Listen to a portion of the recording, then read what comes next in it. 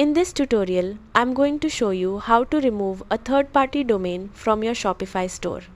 If you no longer need a connected domain or want to clean up your domain settings, this process is simple and easy to follow. So let's get started.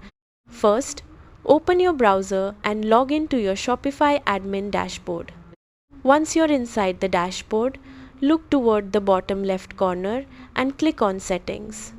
Inside the Settings menu, find and click on Domains. This section allows you to manage all the domains currently connected to your Shopify store. Now, you'll see a list of your connected domains, including any third-party domains you previously added.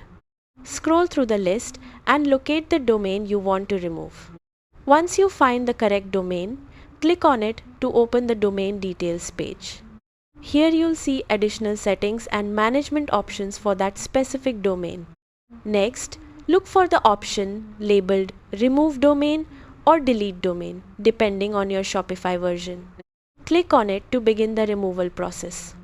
Shopify may ask you to confirm your decision before continuing. Carefully review the confirmation message and then proceed if you're sure you want to disconnect the domain from your store.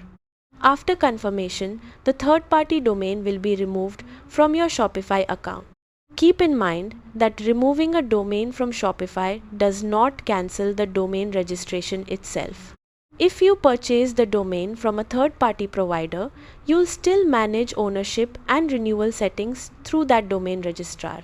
It's also a good idea to double-check your primary domain settings afterward to make sure your store is still connected to the correct active domain. And that's it.